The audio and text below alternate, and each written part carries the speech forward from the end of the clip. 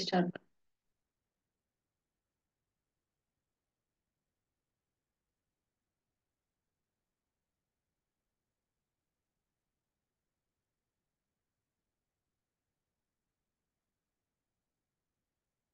அனைவருக்கும் வணக்கம் பிள்ளைகள். இன்று நாங்கள் தரம் 8 மாணவர்கள் விஞ்ஞான பாடத்தில 2ஆம் தவணைக்குரிய பாட அலகுதான் பார்க்க இருக்கிறோம். இப்ப நாங்கள் இறுதியாக எங்களுடைய வகுப்பில பார்த்த விடயத்தை ஞாபகப்படுத்துவோம். சடப்பொருட்களில் ஏற்படுகின்ற மாற்றங்கள் தொடர்பாக பார்த்து கொண்டிருக்கிறோம். அதுல நாங்கள் இறுதியாக எங்களுக்கு திணிவு காப்பு விதி சம்பந்தமான ஒரு பரிசோதனை தான் நாங்க பார்த்திருந்தோம். அதாவது ஒரு சந்தர்ப்பத்தில திணிவு அதிகரிக்கிற சந்தர்ப்பம், இன்னொரு பரிசோதனையில திணிவு குறைவடைகின்ற சந்தர்ப்பத்தையும் நாங்க பார்த்திருந்தோம். சரியா? இப்ப இரும்பு நாருண்ட நாங்க எரித்து பார்த்த போறோம். ஒரே அளவான 2 இரும்பு நார்களை எடுத்து ஒரே அளவான 2 இரும்பு நார்களை எடுத்து அதை நாங்க ஒன்றை மட்டும் எரிச்சு பார்க்கக்குள்ள ரெண்டும் ஒரே அளவு வெயிட் இருக்கேக்குள்ள இது சமநிலையில இருக்கிறதையும், நாங்க எரிச்சா பிறகு இதுல திணிவு கூடுறதுனால இது கீழ் நோக்கி சரிகிறதையும் பார்க்க முடியும். சரி, இல்ல திணிவு கூடினா இது கீழே வர்றத பார்க்கலாம். இந்த செயற்பாட்டுல தகனம், இப்ப நாங்க ஒரு பொருளை இரசாயன தாக்கம் நடக்கல அங்க திணிவு கூடி இருக்கிறது என்று சொல்றோம். திணிவு கூடியிருக்கு, எரிக்கும் பொழுது திணிவு கூடுது. ஆனா இன்னொரு சந்தர்ப்பத்துல நாங்க கொதி குழாயில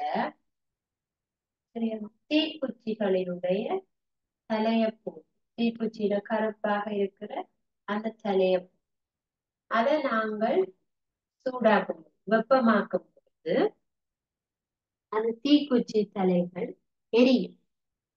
அப்ப வெப்பமாக்குறதுக்கு முதல் இருந்த அந்த திணிவு, அதாவது எவ்வளவு கிராம்ல இருந்துச்சு, இதை எரிச்சா பிறகு அளந்து பார்த்தா வெயிட் குறைஞ்சிருக்கு. அப்ப எங்களுக்கு ஒரு சந்தர்ப்பத்துல எரிக்கேக்குள்ள திணிவு கூடியும், மற்றைய சந்தர்ப்பத்துல எரிக்கேக்க திணிவு குறைந்தும் காணப்பட்டது. ரெண்டுமே இரசாயன தாக்கங்கள் தான். இதுவும் எரிச்சிருக்கிற தகனம், அங்கேயும் எரிச்சிருக்கிற தகனம். தகனம் என்பது ஒரு இரசாயன தாக்கம். அப்ப எங்களுக்கு ரெண்டும் நடந்திருக்குது. அப்படி இருந்தும் ஒரு இடத்துல திணிவு கூடி ஒரு இடத்துல திணிவு குறைஞ்சிருக்கு. ஆனால் எங்களுக்கு திணிவு காப்பு விதியில என்ன சொல்லப்பட்டது, ஒரு இரசாயன தாக்கத்தின் போது மொத்த திணிவு மாறாது, மொத்த திணிவு மாறாது என்று சொல்லப்படுது. அப்ப தாக்கம் நடக்கிறதுக்கு முதல் எந்த அளவு இருந்ததோ இது தாக்கம் முடிஞ்ச பிறகும் அதே அளவுல இருந்திருக்க வேணும். தாக்கம் நடந்த பிறகும் அதே அளவு இருக்க வேணும். அப்படி எப்படி இஞ்ச கூடி இருக்குது தாக்கம் நடந்தா பிறகு, இஞ்ச தாக்கம் நடந்தா பிறகு குறைந்தது என்று சொல்லி நாங்க பார்க்கல. இந்த 2 பரிசோதனைகளும் திறந்த சூழலில் செய்யப்பட்டிருக்கிறது. திறந்த சூழல்ல ஒரு பரிசோதனையை நாங்க செய்யல கட்டுப்பாடுகள் வச்சிருந்திருக்க வேண்டும். சரியா? இப்ப அதாவது பாருங்க, இதே பரிசோதனையை நாங்க கட்டுப்பாடா செய்யறதாக இருந்தது. அதாவது சூழலுக்கு எதுவும் விளக்கப்படாமல் செய்யக்கூடிய ஒரு செயற்பாடாக இருக்க வேண்டும். நாங்க முதல் எடுத்த மாதிரி அதே அளவுக்கு தீக்குச்சியின தலைகளை எடுத்து இந்த சோதனை குழாயின வாயில ஒரு பலூன் உண்ட கட்டி விடுறோம். சரியா?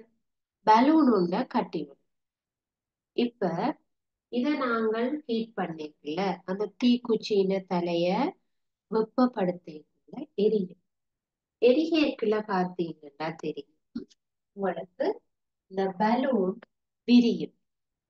பலூன் விரியும். அப்ப நாங்க இந்த பரிசோதனையில பலூன் விரியறதுக்கு முதல், அதாவது இதை நாங்க வெப்பமாக்குறதுக்கு முதல் எந்த அளவுக்கு வெயிட் இருந்ததுன்னு பாக்குறோம். ஒரு 5 கிராம்ல இருந்து 10 கிராம் இருக்கு. அதே மாதிரி இதை நாங்க எரிச்சா பிறகு வெப்பத்தை கொடுத்து இந்த உள்ளுக்க கிடக்குற தீக்குச்சி தலைகளை எரிச்சா பிறகு இந்த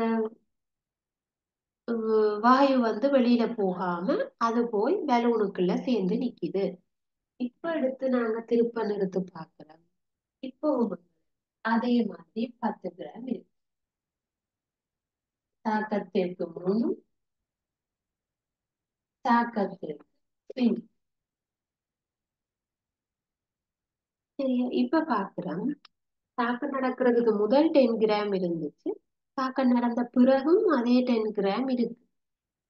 அப்ப இதைத்தான் சொல்லுறோம், ஒரு இரசாயன தாக்கம் ஒன்று நடக்கும் பொழுது தாக்கத்துக்கு முன்னிருந்த தெளிவும் தாக்கத்துக்கு பின்னிருந்த தெளிவும் சமனாக இருக்க வேண்டும். திணிவு காக்கப்படும். இரசாயன தாக்கம் ஒன்று நடந்தா மொத்த திணிவு மாறாது இருக்கும் என்பதுதான் திணிவு காப்பு விதியில் சொல்லப்பட்ட விடயம். சரியா, அப்ப உங்களுக்கு திணிவு காப்பு விதி தொடர்பாக விளங்கி இருக்கும் என்று நினைக்கிறேன். மொத்த திணிவு மாறாது, அதாவது ஆரம்பத்தில் இருந்த தெளிவு இறுதியாக இருந்த தெளிவுக்கு சமனாய் இருந்திருக்க வேண்டும். அப்ப இங்க எங்களுக்கு ஏன் கூடியிருக்கா, இது நாங்க சூழலுக்கு திறந்து வச்சு எரிச்சிருக்கு. அப்ப வெளியில இருந்த ஏதோ ஒரு கூறு இதுல வந்து சேர்ந்திருக்கு. ஏற்கனவே இருந்த வெயிட்டை விட நாங்க எரிச்சதுனால வெளியில இருந்து ஏதோ போய் படிஞ்சுதான் இங்க கூடுது, வெயிட் கூடியிருக்கு. அப்ப 2வது சந்தர்ப்பத்துல பலூன் கட்டாம செய்த பரிசோதனையில சோதனை குழாயில இருந்து வாயு வெளியில சூழலுக்கு வெளியில போயிடுச்சு. அப்ப எங்களுக்கு இங்க திணிவு குறையுது. இங்க சூழல்ல இருந்து ஏதோ வந்து படிஞ்சபடினால கூடியும், 2வது சந்தர்ப்பத்துல பலூன் இல்லாம இருக்கேக்க அந்த வாயு சூழலுக்கு போனபடியா திணிவு குறைஞ்சும், ஒரு இடத்தை கூடி ஒரு இடத்தை குறைஞ்சும் ஏற்பட்டிருக்க கூடும். அதே நாங்க கட்டுப்படுத்தப்பட்ட நிபந்தனையில் செய்து பார்க்க அந்த வாயு வெளியில போகாம இருந்ததுனால ஆரம்பத்தில இருந்தது இறுதியில இருந்து சமனாக இருக்கு. அப்ப இப்ப உங்களுக்கு திணிவு காப்பு விதி தொடர்பாக விளங்கி இருக்கு. அடுத்ததாக நாங்கள் தகனம் பார்த்தோம். தகனம் என்றா என்னது? ஒரு பொருள் வழியில இரசாயன தாக்கம் அடைதல், அதை நாங்க தகனம் என்று சொல்லுவோம். தகனம் அடையக்கூடிய பொருட்களை தகனிக்கத்தக்க பொருள் என்று சொல்லுவோம்.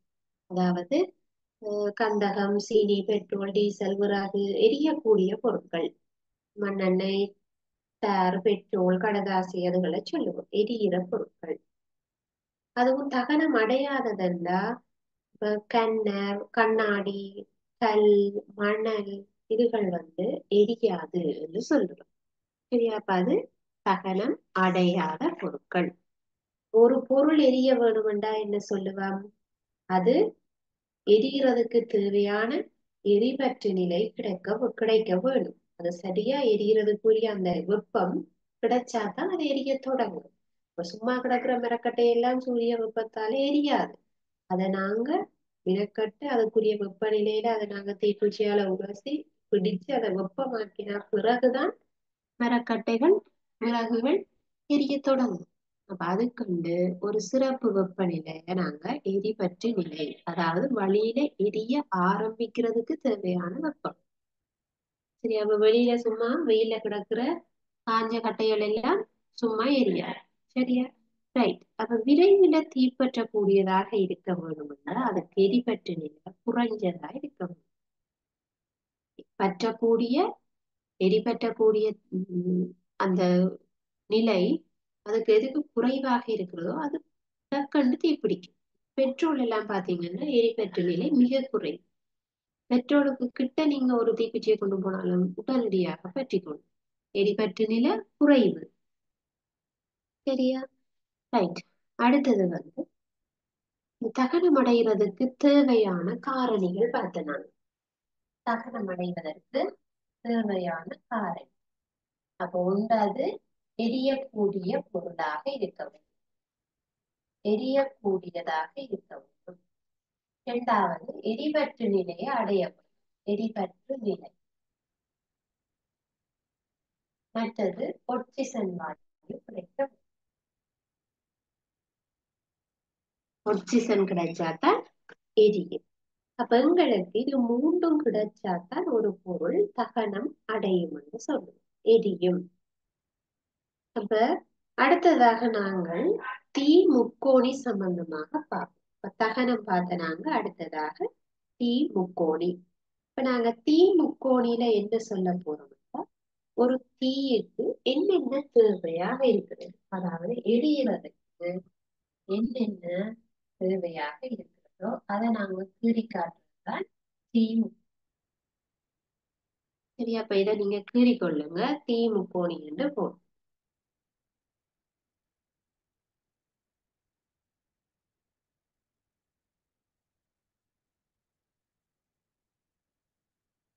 தீ முக்கோணி என்று போட்டுட்டு இந்த முக்கோணியை கீறிக்கொள்ளுங்க. ஒரு பெரிய முக்கோணி கீறிட்டு அதுக்குள்ளுக்கு ஒரு சிறிய முக்கோணி கீறினீங்கன்னா உங்களுக்கு கிடைக்கும் தீ முக்கோணி.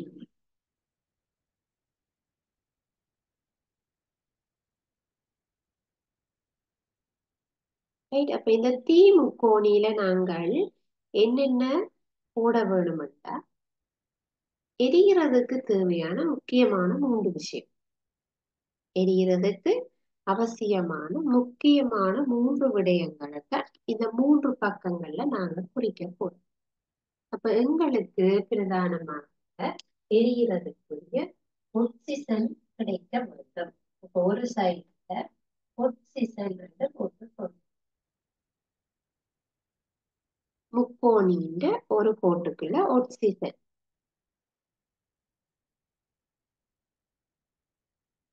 அடுத்தது எங்களுக்கு எரியக்கூடிய அந்த பொருள், எரியக்கூடிய பொருளா இருக்க வேணும். எரியாத பொருள் கிடைச்சா அது எரியாதானே இல்லை. ஒரு எரியக்கூடிய பொருட்கள் கிடைக்க அது எங்களுக்கு எரியக்கூடியதாக இருக்கு. அப்ப நாங்க அத எரிபொருள் சொல்லுவோம். எரிபொருள், எரியக்கூடிய பொருள்,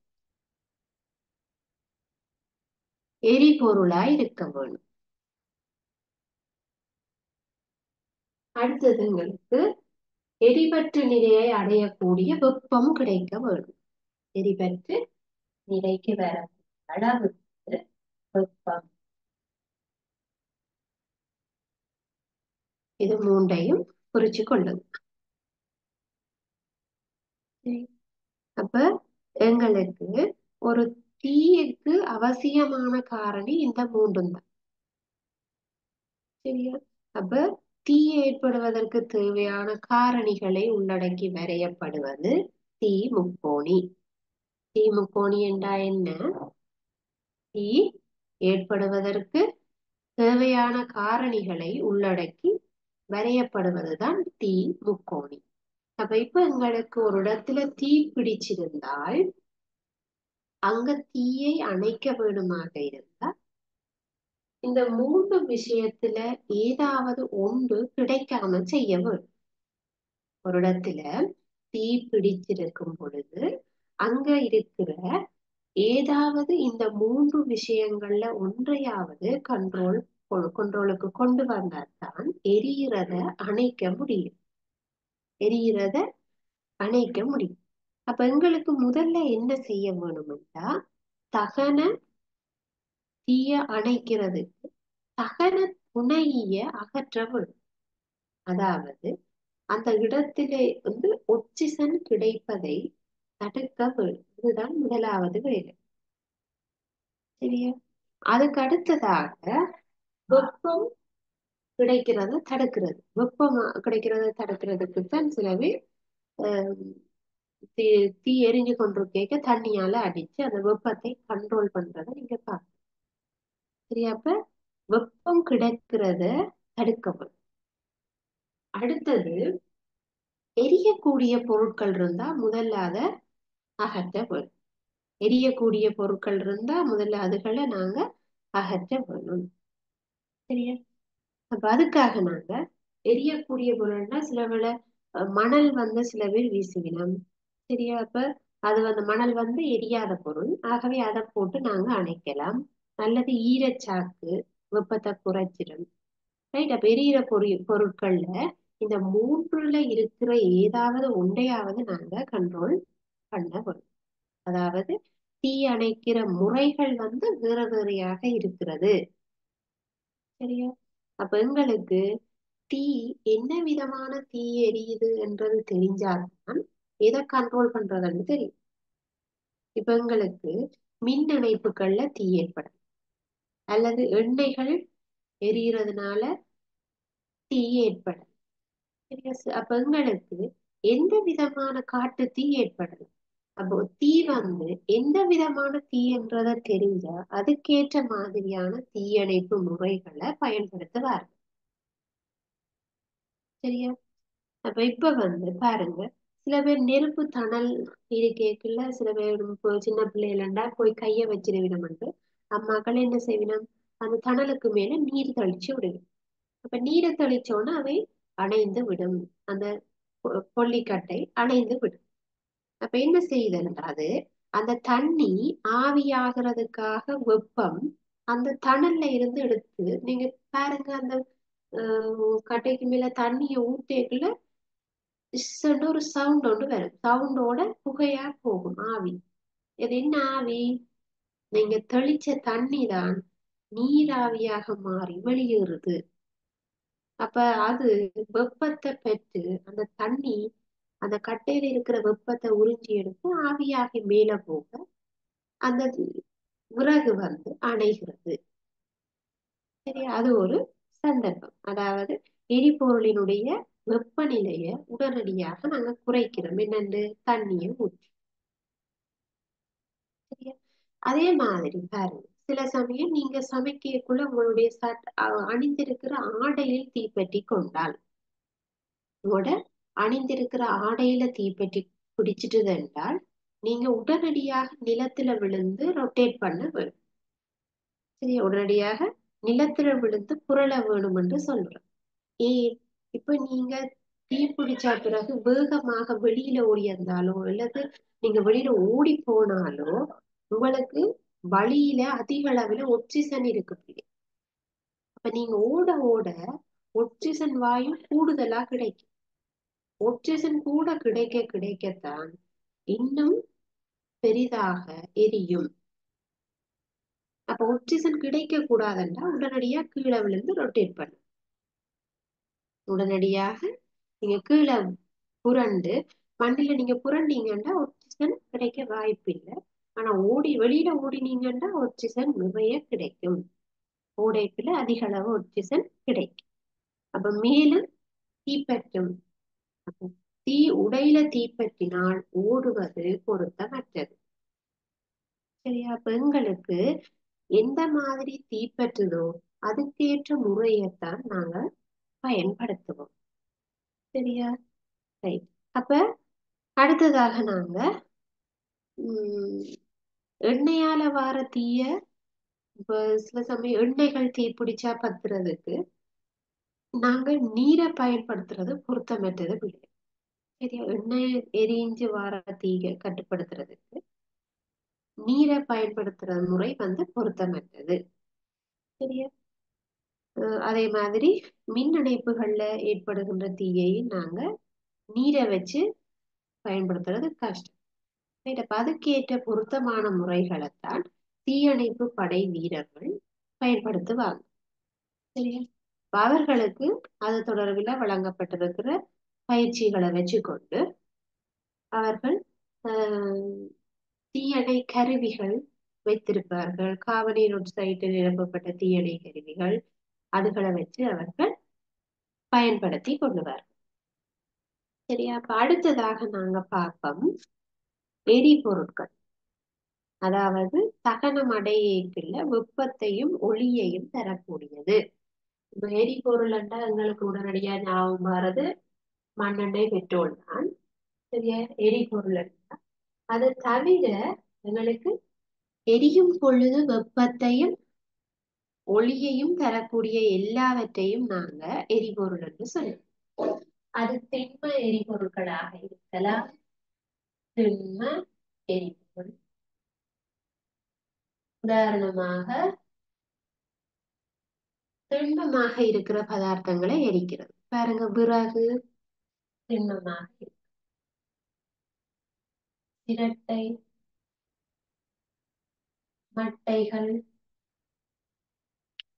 தேங்காய் மட்டைகள், அதுகளை திண்மமாக இருக்கும். அப்படி அடுப்புல நாங்க எடுத்து வச்சு எரிக்கக்கூடிய விறகு. சரி, அது திண்ம நிலையில இருக்கிற எரிபொருள்.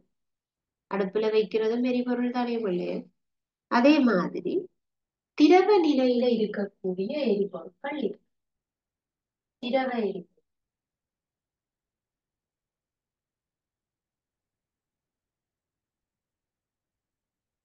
திரவமாக இருக்கக்கூடிய எரிபொருள். அதுக்குதான் நாங்க பாக்குற மண்ணெண்ணெய், டீசல், பெட்ரோல், சரியா, தேங்காய் எண்ணெய் இதுகள் திரவ நிலையில இருக்கின்ற எரிபொருளாக இருக்கு, எரியக்கூடியது. சரியா, மண்ணெண்ணெய்,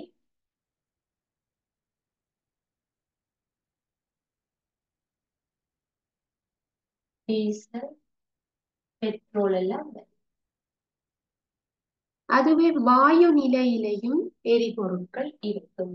வாயு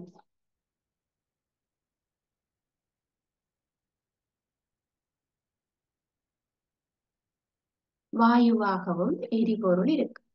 உதாரணமாக LP gas, liquid petroleum gas என்று சொல்லுவோம். திரவ பெட்ரோலிய வாயு என்றுதான் சொல்லுவோம் எல்பி கேஸ். எல்லா வீட்லயும் சிலிண்டர்கள் இருக்கு.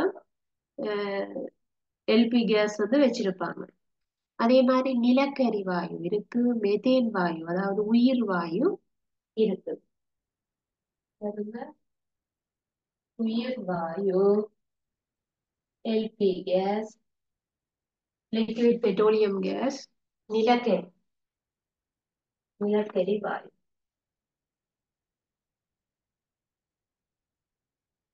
இப்ப பார்க்கிறோம் எரிபொருட்களினுடைய வகை. திண்மமாக இருக்கலாம், திரவமாக இருக்கலாம், வாயுவாக இருக்கலாம். அது எப்படி இருந்தாலும் எரியும். எரியக்குள்ள வெப்பம் வரும், ஹீட் வரும். ஒரு பொருள் எரிஞ்சா உங்களுக்கு தெரியும், அதுல இருந்து வெப்பம் வரும். அடுத்தது லைட், ஒளி வரும். எது எரிஞ்சாலும் அதுல இருந்து வெப்பம் ஒன்று கட்டாயம் வரும். அதே மாதிரி லைட் ஒன்று எங்களுக்கு கிடைக்கும். அடுத்ததாக நாங்க பார்ப்போம், இப்படி எரியக்குள்ள உருவாகின்ற விளைவு என்ன? வெப்பமும் வருது, ஒளியும் வருகிறது. ஒரு பொருள் எரிச்சமண்டா உருவாக்கப்படுகின்ற விளைவு, அதாவது தகனத்தின் போது உருவாகின்ற விளைவுகளை கண்டறிதல். சரியா, அடுத்ததாக பார்ப்போம். தகனத்தின் போது, அதாவது எரிபொருள் எரிகைக்குள்ள உருவாகின்ற விளைவுகள். அதுக்குரிய ஒரு பரிசோதனை தான் உங்களுடைய பாட புத்தகத்துல தந்திருக்குது. அதுல இருந்து நாங்கள் பார்ப்போம்.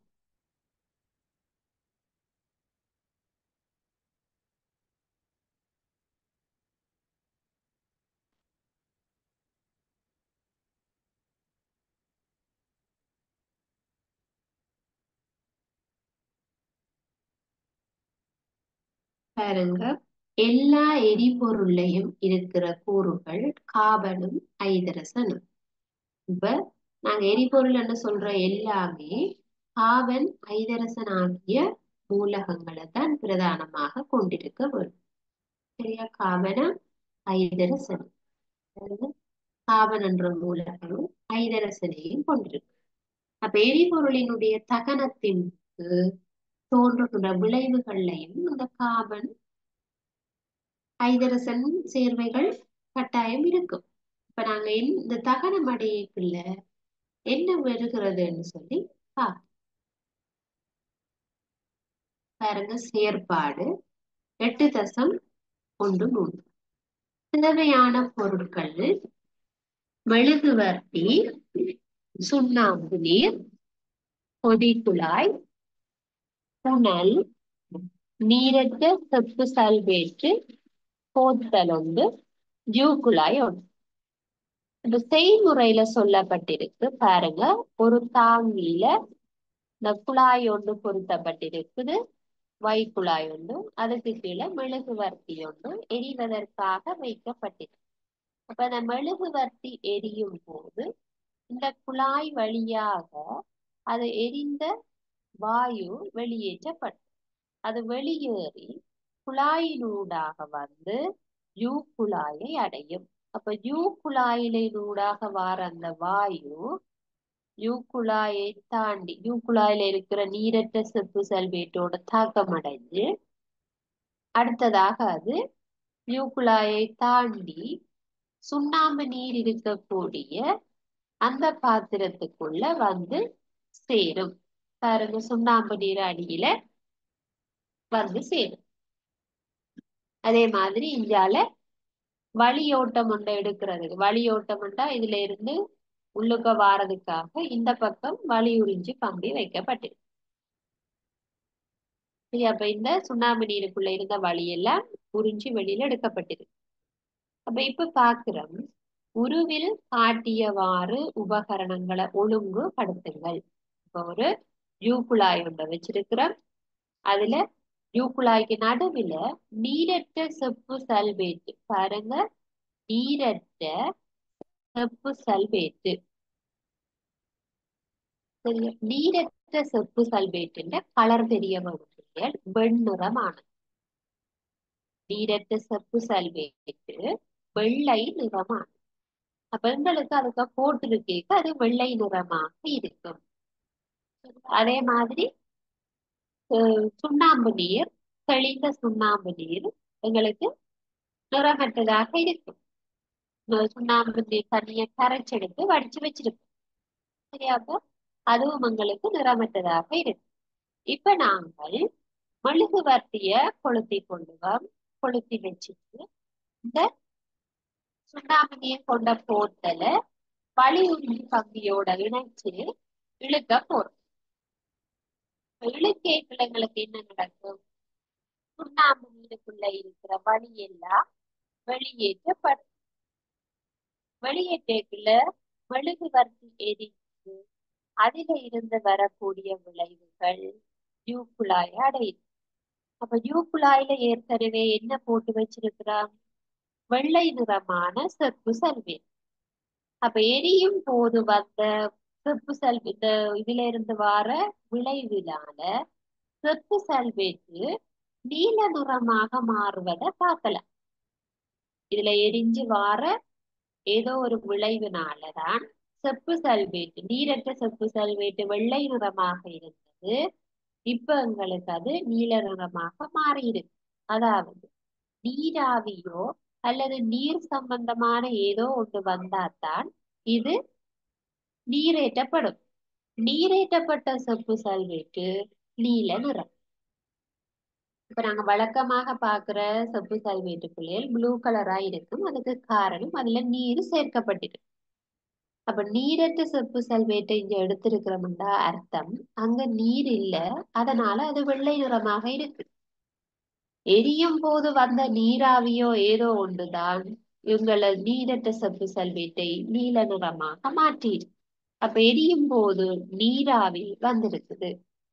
எரியும் போது நீராவி ஒன்று வந்திருக்குது என்று அர்த்தம்.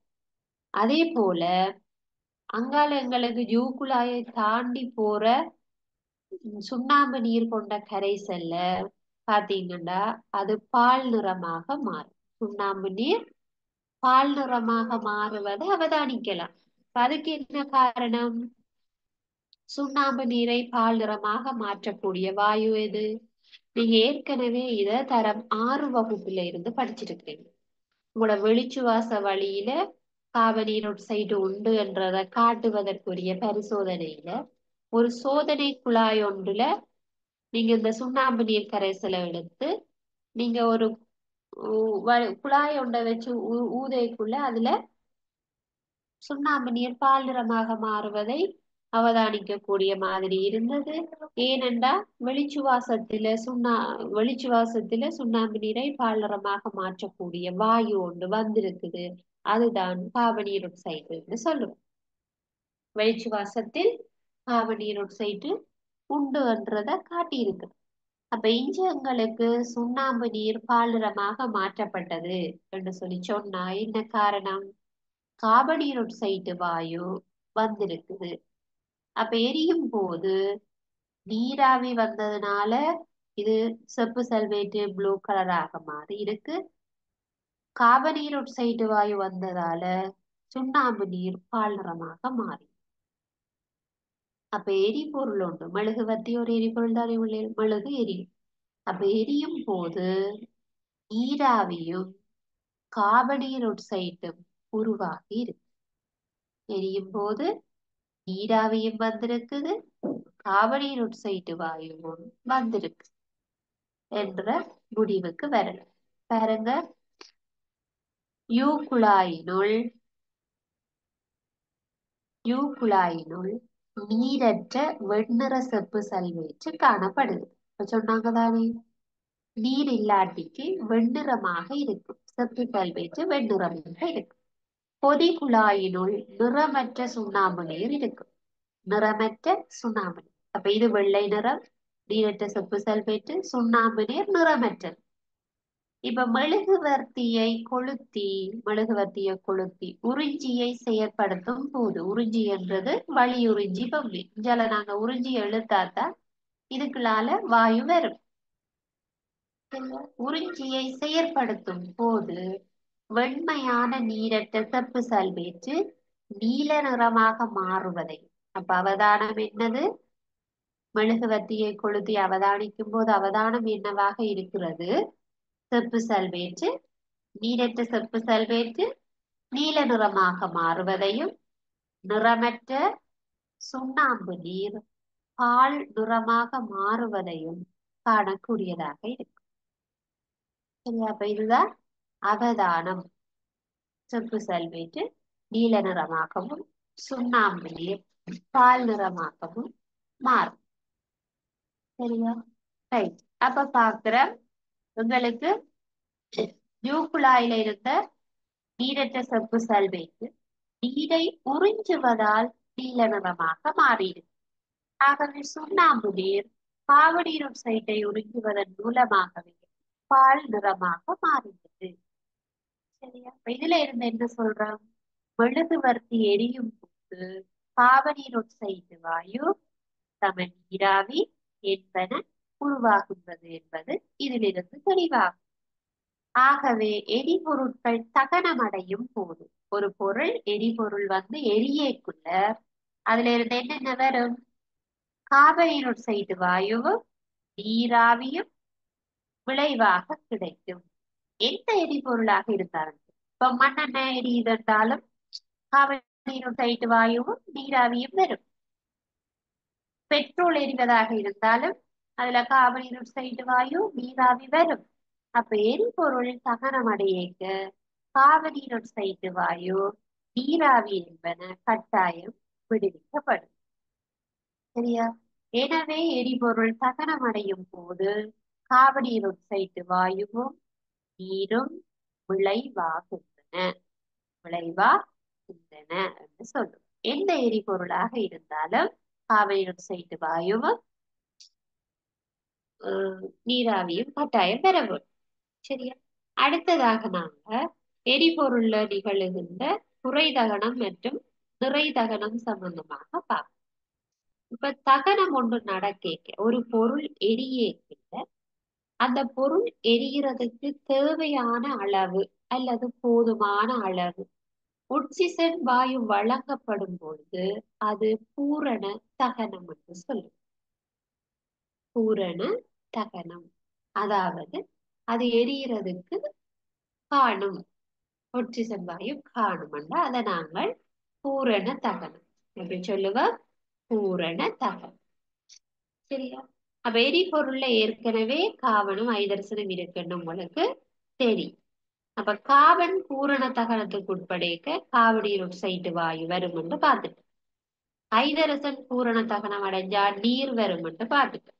அதனாலதான் நீரற்ற செப்பு சல்வேட்டு நீல நிறமாக மாறியது. ஏன்? ஐதரசன் இருக்குது, அது நீராக மாறி வருது. கார்பன் ஏற்கனவே எரிபொருள்ல இருக்குது, அது கார்பனீர் ஒக்சைட்டாக மாறி வருது. அப்ப பூரண தகனம் ஒன்று நடக்கும் போது அதிகமான வெப்பம் வெளியேற்றப்படும்.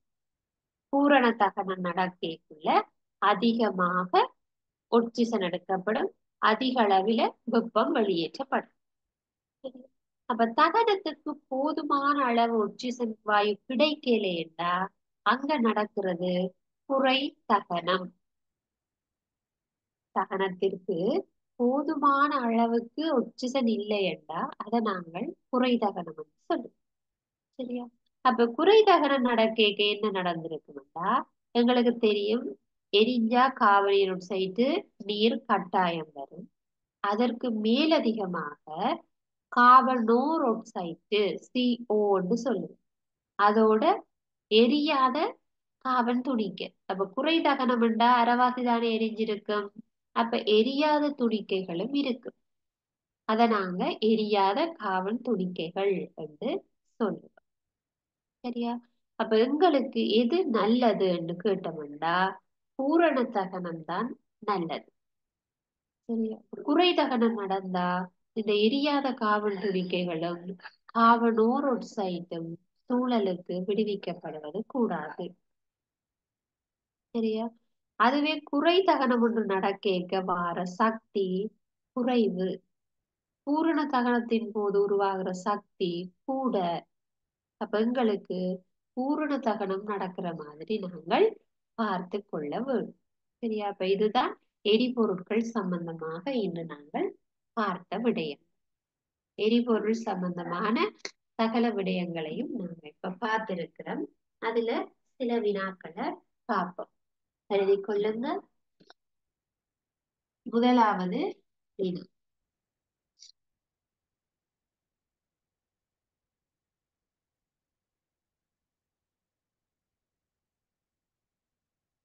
எரிபொருட்களில் அடங்கியுள்ள மூலகங்கள் அவை.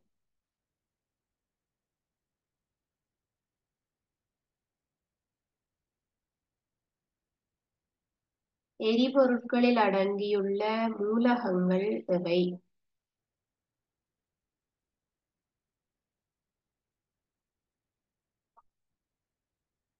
எரிபொருள் தகனமடையும் போது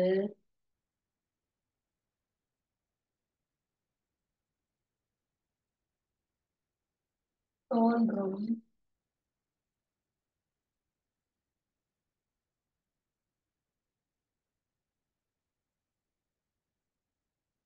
விளைவுகள் எவை? எரிபொருள் தகனமடையும் போது தோன்றும் விளைவுகள் எவை?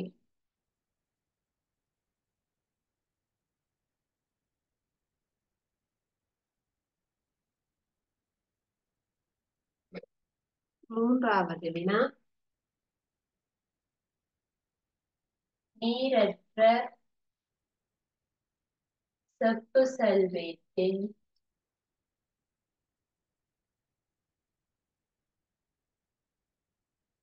நிறம் யாது?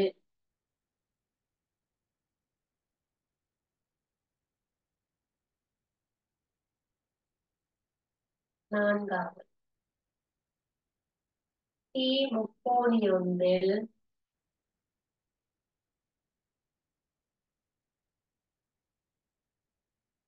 உள்ள உள்ளடக்கப்படும்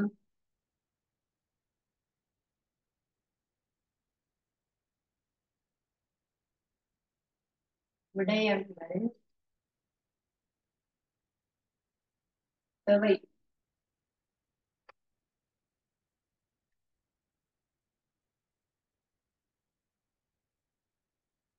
முப்போனியொன்றில் உள்ளடக்க உள்ளடக்கப்படுகின்ற விடயங்கள் எவை? பூரண தகனம் என்றால் என்ன? ஐந்தாவது பூரண தகனம் என்றால் என்ன?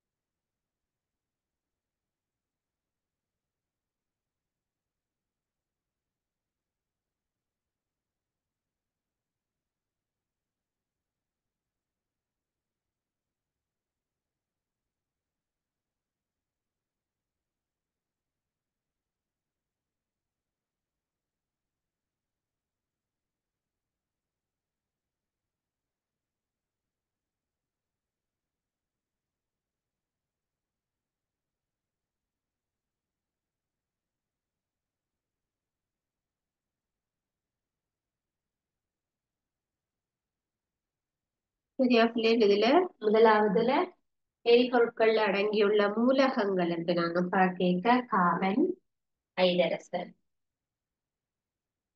எரிபொருள் தகனம் அடைகிற போது தோன்றுகின்ற விளைவு கார்பனீரொக்சைடு, நீராவி, H2O கேஸ். H2O கேஸ் என்று சொல்லுவோம். நீராவி. நீரற்ற செப்பு சல்வேட்டின் நிறம் வெள்ளை. தீமுக்கோணி ஒன்றில உள்ளடக்கப்படுகின்ற விடயங்கள். தீமுக்கோணில என்னென்ன சொல்லப்படும்? வெப்பம் கிடைக்க வேணும் அல்லது வெப்பநிலை, எரிபொருள் ஒன்று இருக்க வேணும், எரியக்கூடிய பொருளாக இருக்க வேணும், மற்றது அதுக்கு ஒட்சிசன் வாயு கிடைக்க வேணும். இந்த மூன்றும் தான் உங்களுக்கு தீமுக்கோணில சொல்லப்படும் விடை. பூரண தகனம் என்றா என்ன?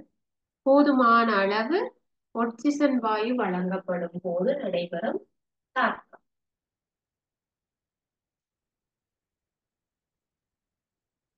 போதுமான அளவு ஒட்சிசன் வாயு உள்ள போது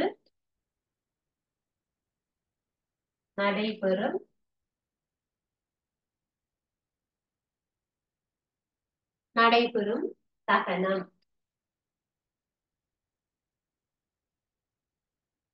நடைபெறும் தகனம் என்று சொல்லுவோம். சரியா? உங்களுக்கு எரிபொருட்கள் தொடர்பாக விளங்கி இருக்கும் என்று நினைக்கிறேன். உங்களுக்கு ஏதாவது சந்தேகங்கள் இருந்தா கேட்க.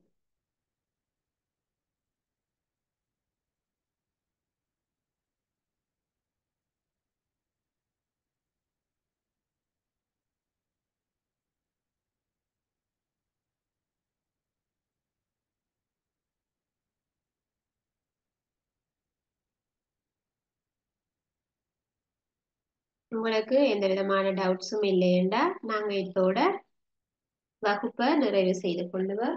இன்னொரு வகுப்புல பார்க்கலாம். தேங்க்யூ.